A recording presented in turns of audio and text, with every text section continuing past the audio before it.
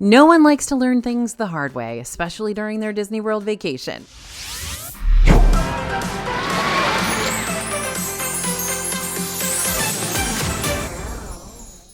Hey everybody, it's AJ for Disney Food Blog. Let's get the hard lessons out of the way now so you don't have to worry about it later.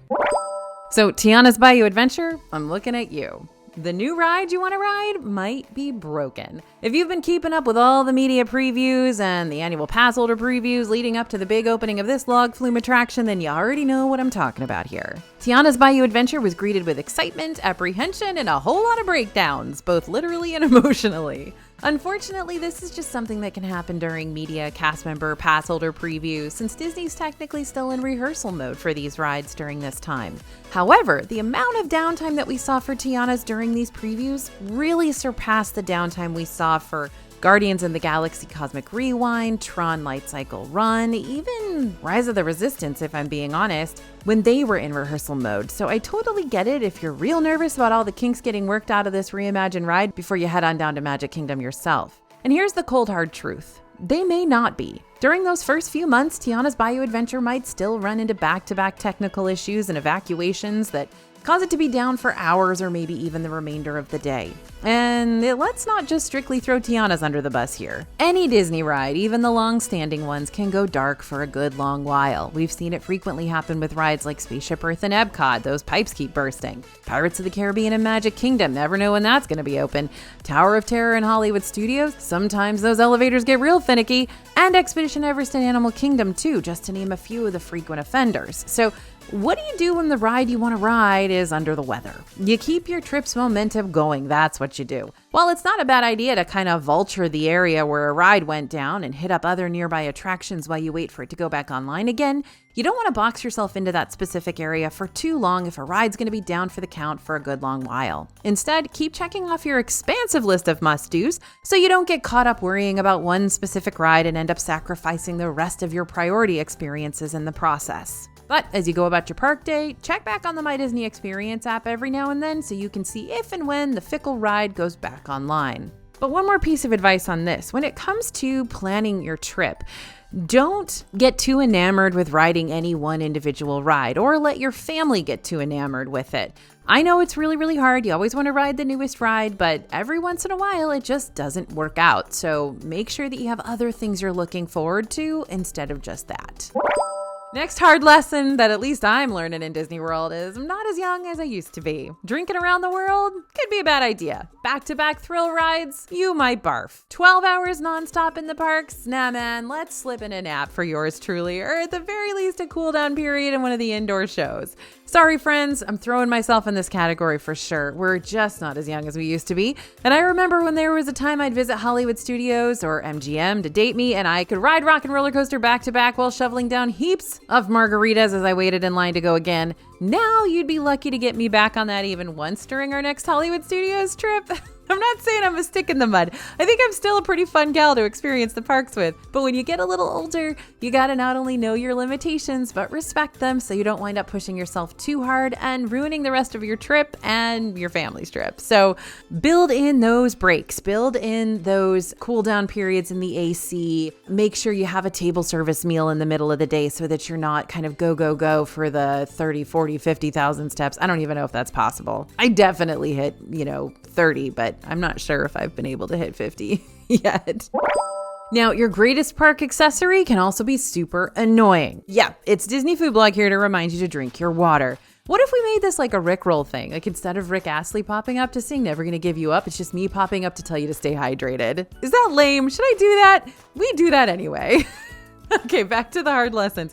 I'm here to warn you and sing the praises of reusable water bottles. I love reusable water bottles. They keep me hydrated all trip long, and I can refill them around the parks for free. I can even search for refillable water bottle stations on the My Disney Experience app so I can track down the closest one.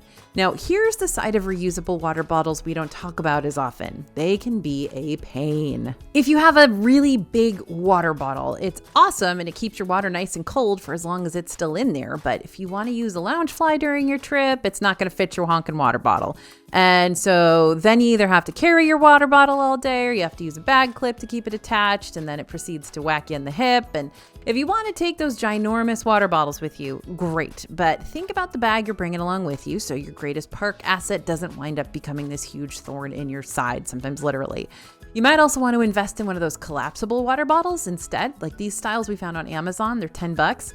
This way, when you're not using it, you can just squish it down to easily slip into your bag and save you a whole lot of space. Oh, and by the way, don't forget that you'll want to wash out these mugs pretty frequently too to keep them from getting all gross and slimy with like soda, coffee, and tea residue overnight. Before you collapse in your hotel bed after the end of a long park day, take your mug over to the sink and wash that little dude out. It might also be worth packing a travel-size container of dish soap and a little sponge in your luggage so you can really get that mug scrubbed down. And here's another thing we don't talk about really at all. Rain ponchos can be a giant struggle bus for you. In the past, I've talked about different poncho struggles, as in how expensive they can be inside the parks versus the ponchos you can get from one of the drugstores right outside the Disney bubble. But I'm going to talk about a different poncho struggle today, and that's wearing the poncho, period. Don't laugh, I'm serious. When it starts raining and you want to put on your poncho, it's fine, unless you can't find the hole where your head's supposed to go, which you never can, which can be kind of embarrassing if you're struggling to put it on at a gift shop in front of everybody. Definitely speaking from personal experience here. I never really figure them out. But anyway, then it stops raining. So you take off the poncho and it's all wet and you really don't want to put it back in your bag, but you also really don't know where else to put it. This is where oversized Ziplocs and cinch bags can really come in handy, by the way. And then suddenly it starts raining again. So you want to use your poncho again, but it's still wet and it's gross from the last time you used it and it feels counterproductive to put it back on. I'm not here to be a poncho hater or anything. I use them all the time. But if you're picky about these things like I am, you may just want to stick with bringing an umbrella instead, or an actual zippable kind of rain jacket. Those might be easier to kind of fold in a way that you don't get water just everywhere when you stick it in your Ziploc. But if you do bring that umbrella, just remember to take it out of your bag when you walk through security, because it will set off the security sensors and it'll force you to go through a more thorough bag check. So just take it out and hold it when you walk through. Need help figuring out what else to pack for your Disney World vacation? Go ahead and scan the QR code you see on the screen or head to disneyfoodblog.com/DisneyPlans. We're going to send you our free planning worksheets that'll give you a full packing list, plus other helpful items like timelines and advice and places to write down all your must-dos and game plans for your trip. Okay, very hard lesson incoming. Booking a Disney resort within walking distance to the parks is great until you actually have to use that privilege you were oh so excited about before your trip. Let's say, for example, you book a room at Disney's Polynesian Village to be within walking distance to Magic Kingdom. In the mornings, being able to walk to Magic Kingdom is great, especially if the monorail's busy. Those lines can get long over at the hotels after all, so being able to stroll right up to the park gates and perhaps enjoy some coffee and fresh air on your way can be a real big highlight. The problems don't arise until the end of the night. Typically, everyone is sort of flocking out of Magic Kingdom around the same time each night, so the lines for the monorail and resort boat launches get really backed up to the point that you could be waiting more than an hour to hop on your preferred mode of transportation. So walking seems to be the best solution here, right? Well, what was once a nice leisurely stroll at the start of the day may not feel so good anymore. You're tired, you're hot, your feet are killing you, and the 20+ minute walk back to the hotel is potentially even more daunting than waiting in that monorail line. So what do you do if you don't want to walk? First of all, you totally don't have to leave the park as soon as the fireworks are over. A lot of folks choose to leave around this time and call it a day, but usually those main shops don't officially close for another half hour or even an hour. Sometimes there's still time left in the park completely where you'll be able to go back in and hit up some last minute rides if your feet will allow it.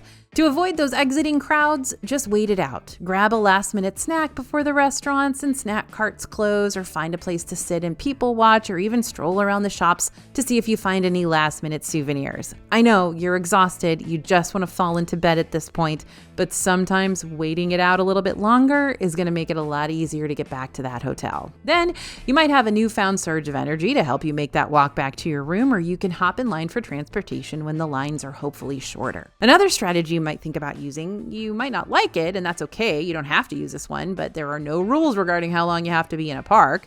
You can totally head into the parks later in the day to help ensure that you'll have enough energy at the end of the night to walk back to your hotel room without having to crawl there. Or if you want a rope drop instead, you can always head back to the hotel midday for a nap or some pool time to ensure that you will have that energy later on.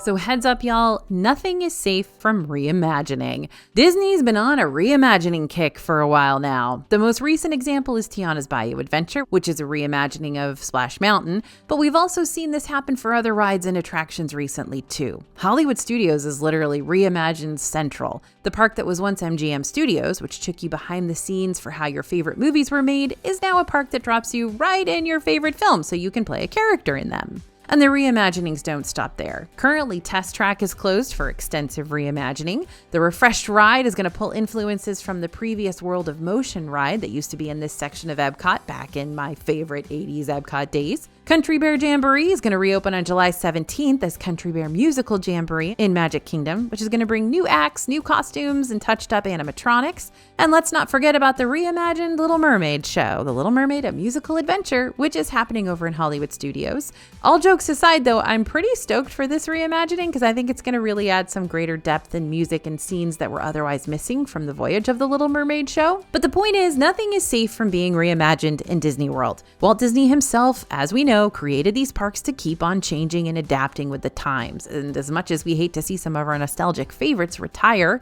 we got to remember that Disney isn't doing this to spite us. They're doing it to keep things fresh and to excite a new generation of Disney goers. They got to keep selling those tickets.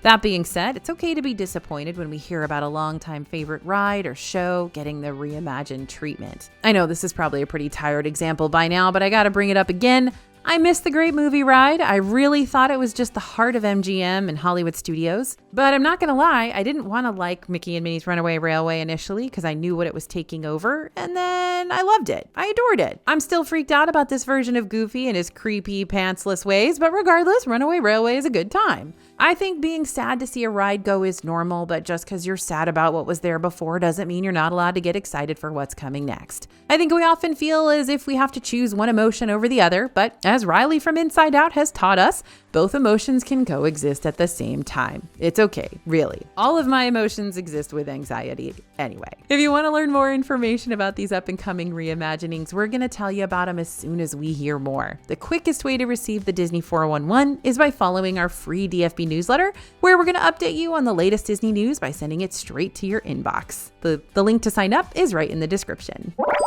Next hard lesson that you learn in Disney World, slow seasons are more difficult to pin down. Sure, we can make our regular predictions when it comes to Disney World crowd levels. March will have big crowds because of spring break. September's going to slow down because school's back in session. And after New Year's, the Christmas crowds will finally start to die down. Summer's pretty steady all year long, things like that. But in all honesty, sometimes the crowds can just spike up unexpectedly and really blindside even us. We've gone to the parks before on a random Tuesday in February and saw wait times get so high that Genie Plus sold out. Or we've suddenly seen crowds get really, really, really thick in August when we thought everyone would be back in school by now. It's best to come to the parks with the mindset of busy until proven not busy. That way you can prep yourself for a packed trip, but be pleasantly surprised if it turns out to be the opposite. This means booking lightning lanes as early as you can each day, starting at 7 a.m., making advanced dining reservations 60 days before your trip, and knowing where you can go to escape the crowds when they're a little bit too strong for your liking. We've actually got a full video that details all the different ways to avoid crowds in Disney World up on our channel. Surprise, surprise. So be sure to check that out if you want to be loaded up on all the crowd evading tips. Heads up, y'all, Disney World is a playground for germs. No amount of magic and pixie dust is going to keep you safe from the billions of germs crawling around the Disney parks. I'm sorry, I didn't want to break it to you that way, but again, better to learn the hard lessons now rather than during your vacation when you suddenly find yourself stuck with a sore throat and a temperature because you couldn't evade the germs well enough. Nope, you can't fully encase yourself in a plastic bubble and stay away from the sneeze, sprays, and uncovered coughs that way, but there are definitely still ways to make less contact with the germs during your visit. First, beware of the interactive elements. I'm talking about things Disney encourages their guests to touch, like that digital honey wall in the Many Adventures of Winnie the Pooh queue, or Sword in the Stone right next to Prince Charming Regal Carousel, or any area that has a tiny drum or bongo set, like over in Pandora, at Animal Kingdom, or at the Outpost in Epcot's World Showcase. I'm not saying your kids can't play with these elements, since that's what they're there for, but just keep in mind that thousands of other kids and grown-ups have also touched these before you. So pack some of that hand sanitizer in your park bag, maybe even multiple bottles of it, and use it. While you're at it, you should also pack some sanitizing wipes, which are perfect for wiping down the surfaces around you, including surfaces in your hotel room, like your tabletop, TV remote, the desk. You may also want to pack some immunity boosters. I know, some people think they work, some people think they don't work. Maybe it's just a placebo effect, but if you're one of the ones that thinks they work, then go ahead and pack them. Who knows? Maybe it'll help.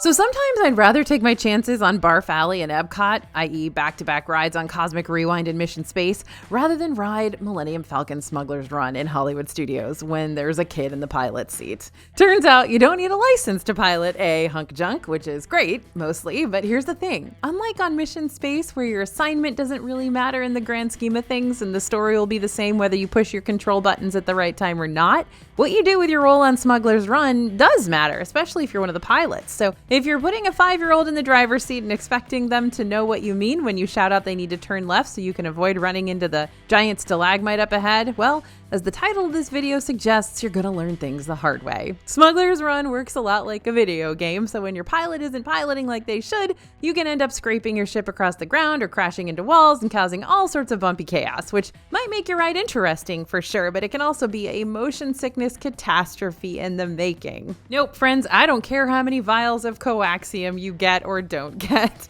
I'm just worried about my stomach on the ride. So parents, you might want to place your younger kiddos in the roles of gunner or engineer if you're afraid the conclusion of this ride is going to end with you making a beeline to the nearest facilities. But if your kids do want to be pilot, well, have your motion sickness preventatives at the ready, like non-drowsy Dramamine or those motion sickness patches that some folks swear by. And for anyone else who ends up on a Millennium Falcon ride with a super young pilot, remember that at the end of the day, it's just a ride. It'll be a rough ride, sure, but try to keep from backseat driving those poor kids if you can help it. After all, it's stressful enough hearing criticisms from Hondo Anaka the whole time without having to hear the distressed shouts from the rest of the vehicle too. It's supposed to be fun, y'all. Oh, and speaking from experience, if you put your 5-year-old in the driver's seat at Tomorrowland Speedway, you will also get whiplash. You know, it's fun. It's a memory for sure, but just a heads up.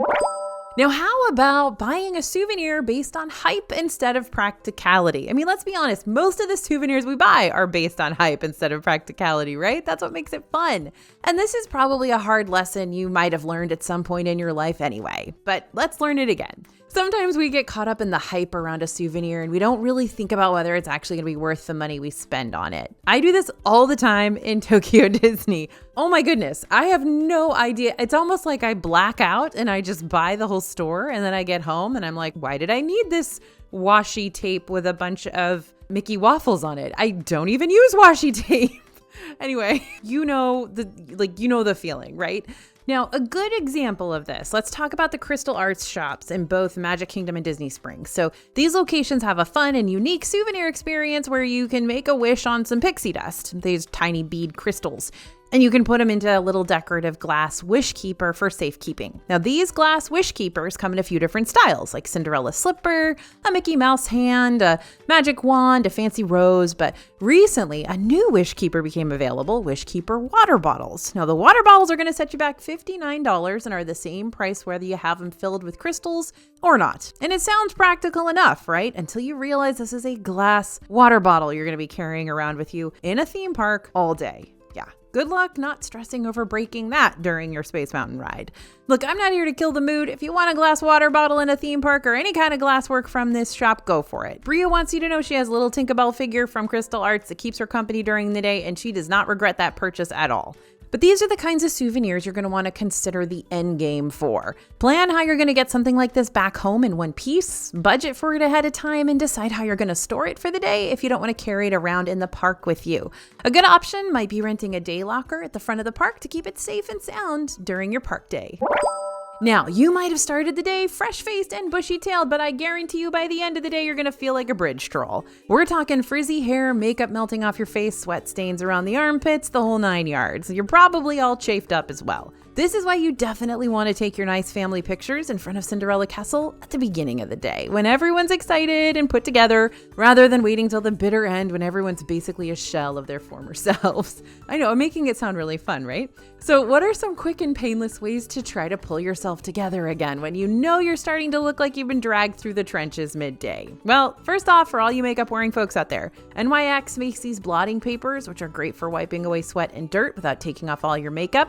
They're made to use reuse as needed and easily tossable if you're done with them. If you need to do anything with your hair, having a cute hair accessory handy can help distract from the frizziness thanks to the humidity. We like keeping satin scrunchies in our park bags or around our wrists, or we throw our hair into a quick updo with a Disney-inspired hair clip. And for those of you who've completely sweated through your clothes, it is so handy to have a backup t-shirt and pair of shorts handy for a super duper quick change in the park. Now, I know that's a little unrealistic. You're not going to bring a change of clothes for everyone in the party when you go to Magic Kingdom. But if you're worried about the sweat showing up everywhere, do what I do. I wear black all the time in the theme parks. I know it's weird because the sun is beating down on you, but then you can't see any sweat stains and you can basically go from day to night, just head to dinner after the park and you look just fine. Now, we've got a bunch of brand new t-shirt designs on dfbstore.com right now that you can check out. We've got black t-shirts, we've got white t-shirts, we've got all different color t-shirts. So definitely check them out. Each shirt comes in your choice of style, size, and of course, like I said, color. So you can make it perfect for your Disney-bounding wardrobe.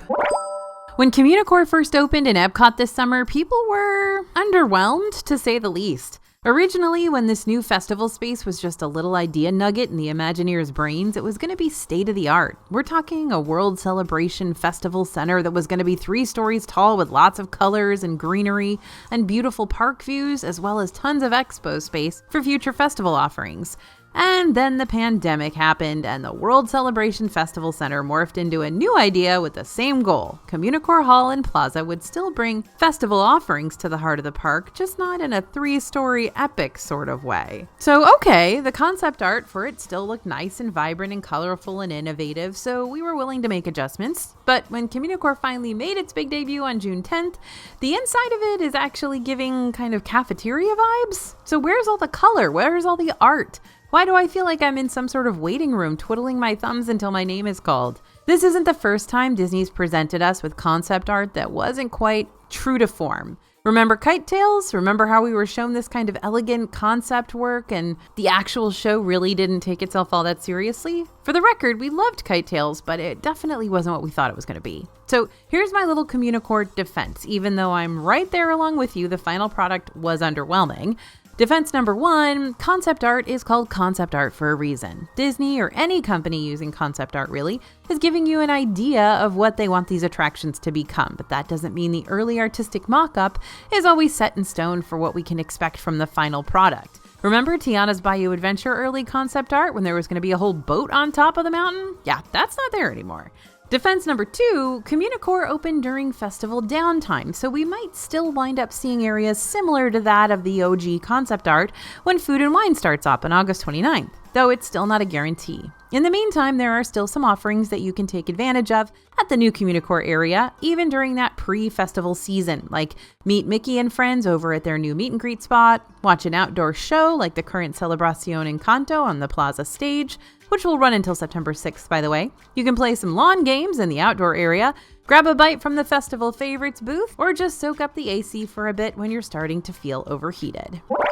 Now, don't forget your favorite snack could disappear overnight. We were hit with a double whammy of disappointment not too long ago. First, we learned that my Beautimus hush puppies from Columbia Harbor House were stripped from the menu during a restaurant overhaul. Then we learned that Hollywood Scoops is done serving those wonderful blueberry Mickey waffles in the morning. If you wonder where my trust issues come from, this is it. Now, this isn't my first rodeo when it comes to losing my highly recommended snack friends. I've seen it happen before with Disney snacks that eventually returned, like those pulled pork loaded fries from Flame Tree Barbecue, or prime rib sliders from Cruise Cup Lounge, or even plastic cheese when things were looking their most bleak. So there is a possibility we could see these snacks come crawling back to us in the future. Maybe. But here's where the hard lesson comes into play. They could also be gone and stay gone for good. We've seen that happen on other fan favorite snacks before, like the beaver tail pastries used to be served in Epcot's Canada Pavilion, or those giant Everest macaroons that used to be in Animal Kingdom, or our project manager Lisa's all-time favorite retired item, the key lime pie on a stick,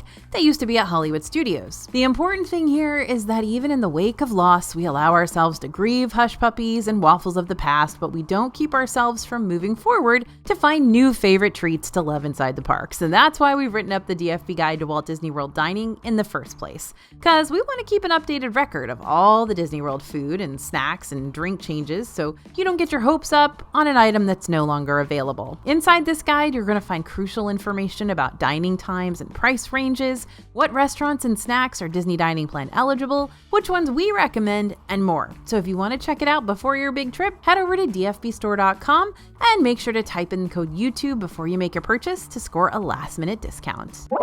And now everything about your next Disney World trip is going to be easy peasy lemon squeezy, right? Oh, maybe not, but mistakes and mishaps and things out of your control are going to pop up when you're on property. At least you're more prepared for some of the hard stuff than you used to be, and you can be even more prepared by checking out our other DFB planning videos, including one of our recent ones that helps you stop wasting your time and money in Disney World. Very important. Also, be sure to head over to disneyfoodblog.com/disneyplans if you want those free Disney World planning worksheets. That's also going to help you out when you're trying to make your trip planning 10 times easier. Thanks for listening, everyone, and thanks for watching. As always, this is AJ for Disney Food Blog, and we'll see you real soon.